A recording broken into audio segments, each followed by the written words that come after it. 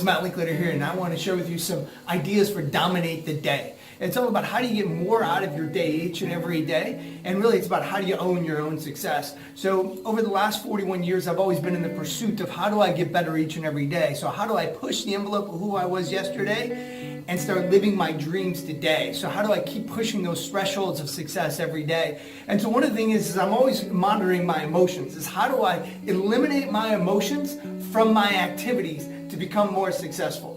And so, I hear a lot of things out there nowadays, and you talk to other parents, you hear that kids have anxiety and that people are living more and more in fear. And I think we're inundated by more and more information, and our brain is wired to seek out that fear. So a guy named Mihaly wrote a book called Flow, and really what it boils down to is this. We can only see 0.00067% of what's around us. So what he says is you're bombarded by about 2 million bits of information every second, but you can only handle about 134 bits of information every second.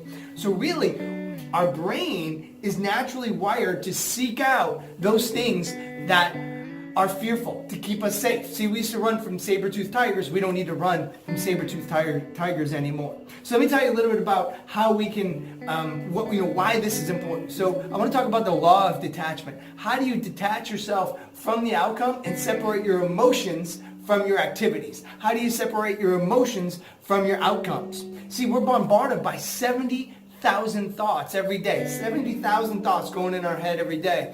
It's said that 80% of them are negative and 90% are the same from day to day. So how do you just tweak your thoughts and tweak your focus so you're not overwhelmed with everything you have to do, overwhelmed with the fear of things not going to turn out the way they're going to turn out? And that's really the big thing about fear and anxiety, is that it's our mind rehearsing something. But when we're rehearsing it, we rehearse that it's not going to turn out successfully. And that's really what fear and anxiety actually comes from, I believe, is that you think you have this goal in the future. You have to take a test. You have to do a public presentation. But all that fear and anxiety is your mind rehearsing what you don't want to have happen rather than what you want to have happen. So the other thing is procrastination leads to fear and anxiety. So let's talk about it. Number one is we focus in on too much. So we have all these things going on in our lives, and in neurolinguistic programming, in all my working with other people and doing all trainings and success coaching, if you will, with sales teams and business owners, I find that people can't be overwhelmed or feel anxious by more than roughly around 13 different things. So even in my own life, sometimes I have all these ideas. I got to get this done. I got to get this done. And within an hour, I get it done. So we rehearse it for days and days and days, but it only takes us an hour to get the work done. So here's the thing. Write down a list of everything you need to do. Whether that be on a weekly basis, on a daily basis, you can use this in different forms and fashions, but I want to keep this a little bit short. So just write down everything you have to do, whether it be on a daily, weekly, or monthly basis. But then what I want you to do is put that in different subcategories: health, relationships, business, and start chunking it out of really ultimately what are you stressed about and where does it lie in. And then what you can do is start scheduling those things out so you're not thinking about them. You know that they're going to be scheduled at some point in the future you're going to take care of it. The other one is practice detachment. See, we are so emotionally involved with our activities. So we want our activities to turn out properly, and we become so emotionally involved. So how do you separate your emotion from your activity? And so really it's about how do you become process driven rather than outcome driven. So we definitely want to set our outcomes, but we want to be process driven. And so how do we focus in on the process? Because remember, there's no there and there. So even when you get there, you're still going to want to go somewhere else. You're still going to want to go for a bigger outcome. So how do you focus in on the systems and processes and detach your emotion? So one thing is for me, when I go to work out. So when you go to work out, and I've always been, call it a little vain, whatever, but you're measuring always how you look. So when I go to work out and you say, man, why do I still got that little overhand? Why don't I have the six pack? Whatever that is for you. Because here's the deal. It took you a long time to get where you are, and it's going to take you a long time to get to your outcome possibly. So don't focus in on the outcome. You have to focus in on the daily activities and tasks and separate your emotions. See, a lot of times the reason we don't follow through is the belief that we're not going to follow through. So we stop now. So stop the belief of thinking that I'm not going to follow through. The belief like, hey, I'm going to quit smoking, but then you pick up that cigarette because you believe you're not going to accomplish it anyways. It's kind of that Monday-itis. So we have great intention on Saturday or Sunday to start working out on Monday, but then either by Monday or Tuesday we say, who am I kidding? Or we cheat. And it's all because we don't have the belief that we're going to accomplish that outcome. So separate your emotions from your tasks and your activities.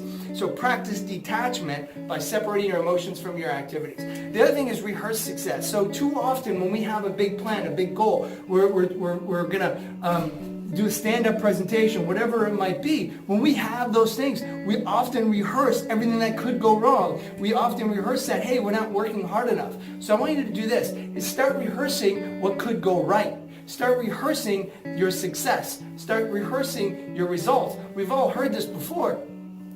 Great Olympic athletes visualize their success. Great professional athletes visualize their success. So take 5-10 minutes, call it meditation, call it whatever you want, but start visualizing your success, and you'll start squashing out all those other feelings that you're not going to have success. In neurolinguistic programming and timeline therapy or timeline techniques, we use a strategy that really, if you can just we keep visualizing ourselves up to the point of making the mistake. What if you can visualize yourself after the event and visualize the event going great and how you feel after the event? So get beyond the event and see the success of the event. So start rehearsing the success of the event and then see yourself after the event rather than all leading up to the event and feeling all this anxiety. The difference between enthusiasm and anxiety is usually just about 2 millimeters or 1 degree. And then the last thing is this, inactivity creates fear and anxiety. So just make one movement towards your outcome. Take one day of practice to practice towards your outcome. So for me, sometimes, because we have kids and we get sucked into the family thing, and that's fantastic. But then I sometimes get a little bit, I got all this stuff to do for business, because there is no balance. There's trade-offs and there's consequences. There's choices and there's consequences. So for me, it's just, when I'm looking at so maybe the weekend's getting too long, or I spend a lot of time with family, so I start getting anxious about business, or maybe I get anxious about family because I'm spending too much time with business. So the one thing you can do is immediately when you start feeling that, do an activity. Do an activity for that business or for that thing. So if you feel like your health, you're feeling bad about my health, don't wait till Monday. Do an activity in the moment. The moment you make that decision, do an activity. Don't procrastinate. See, a lot of times we have a big test or something. We procrastinate to the end and give us a lot of anxiety. Well, as you're starting to feel that fear along the way and start thinking about it, do an activity. That activity will squash out that anxiety or that fear about that event.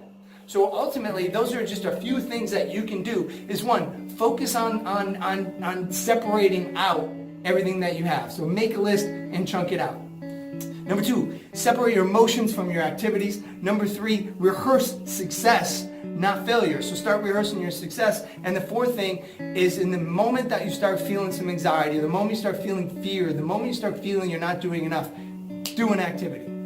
So hopefully those ideas help you dominate the day and get rid of, really what we're talking about here is separating your emotions from your activities. So how do you start creating more activities and separating your emotions from your activities, so then you can ultimately achieve and get to your desired outcome? Because ultimately in life, there's no there and there. So no matter how you do on that next activity, it doesn't matter, because failure is feedback.